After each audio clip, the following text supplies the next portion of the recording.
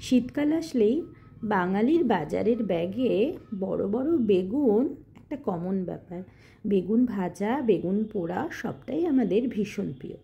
চলুন আজকে আমরা এক নতুন ধরনের বেগুন ভাজা খাই। ঝাল ঝাল, ভীষণ ভালো লাগবে। ডাল বা রুটি, ডাল ভাত, রুটি পরোটা সব কিছুর সাথেই জমে যাবে। প্রথমেই বেগুনগুলোকে একটু চিড়ে যেমনভাবে দেখালাম ওভাবে কেটে রাখবেন। খুব সামান্য উপকরণ লাগছে।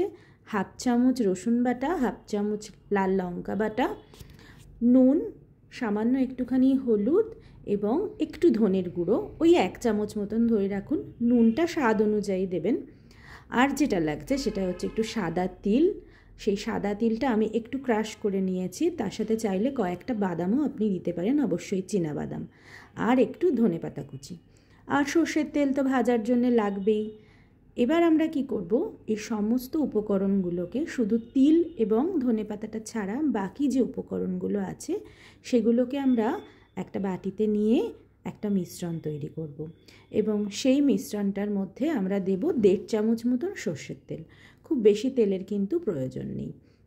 এবার সেই মিশ্রণটা খুব ভালোভাবে বেগুনের সাথে আমাদেরকে মাখিয়ে নিতে হবে।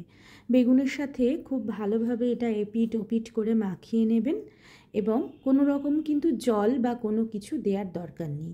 এর মধ্যে থাকা যে নুন, সেই নুনই কিন্তু বেগুন থেকে বেশ কিছুটা জল যখন আমরা ভাজবো তখন বের হতে সাহায্য করবে এবং বেগুন কিন্তু তাতেই সেদ্ধ হয়ে যাবে। ভীষণ ভালোভাবে বেগুনটার মধ্যে এই মশলাটা আমাদেরকে মাখাতে হবে এবং বেগুনটা যেহেতু চিড়ে রাখা সেই জন্যে ভিতরেও কিন্তু এই মশলাটা ঢুকে যাবে।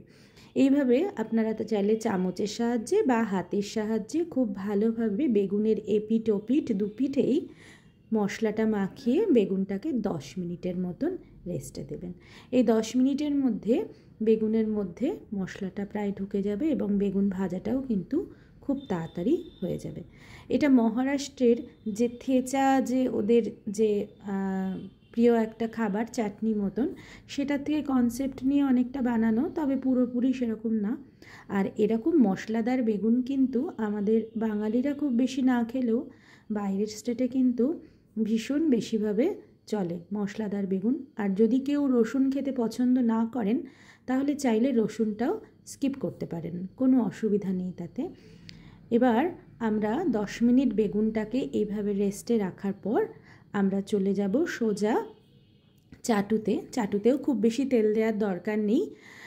চাটুতে অল্প 1.5 চামচ মতন আবার তেল দিতে পারেন। তেল দিয়ে বেগুনগুলোকে আমরা ভাজবো। আচ্ছা, ভাজার আগে বেগুনের উপরে যে তিলটা এবং বাদামের যে মিশ্রণটা আমরা আধা গুঁড়ো করে রেখেছিলাম সেটাকে আমরা কিন্তু বেগুনের উপরে ছড়িয়ে দেব এবং চাটুটা আগুনে বসানোর পর আমরা যে দিকটায় তিল দিয়েছিলাম সেই দিকটা দিয়ে বেগুনটাকে ভাজতে দেব। এবার আর কি, ঢেকে ঢেকে ভাজুন। অবশ্যই আমরা যেমন করে বেগুন ভাজি, অল্প তেলে বেগুন ভাজার সময় হালকা করে কষের একটু জলের ছিটে দিয়ে দিয়ে ঢেকে দিন, যাতে বেগুনটা ভাপে ভাপে সিদ্ধ হয়ে যায় বেশ খানিকটা। তাহলে খুব বেশি তেল কিন্তু লাগবে না, অল্প তেলেই কিন্তু আমাদের এই বেগুন ভাজাটা হয়ে যাবে। একদিকটা ভাজা হয়ে গেলে বেগুনটা উল্টে দিয়ে উল্টো দিকে ওই তিল এবং বাদামের মিশ্রণটা একটুখানি দিয়ে দিন, দিয়ে আবার ঢেকে দিন। এরকম ঢেকে ঢেকে বেশ কিছু সময় ভাজার পর যখন দেখবেন বেগুনটা নরম হয়ে এসেছে তখন তার উপরে ধনেপাতা কুচি ছড়িয়ে একদম বেগুনটা ফাইনালি নামিয়ে ফেলুন। খুব বেশি তেল লাগে না এবং খুব বেশি মশলাদারও নয়, কিন্তু বেশ ঝাল ঝাল এবং ধনেপাতার যে ফ্লেভারটা সেটা সহ কিন্তু খেতে খুব